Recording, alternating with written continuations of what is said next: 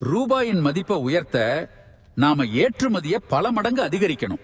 ஆமாம் சார், அந்நிய முதலீட்டையும் உள்ள கொண்டு வரணும். Hello, stop stop. எப்ப பாரு இதே பழைய டயலாக். என் மாஸ்டர் பிளானை கேளுங்க.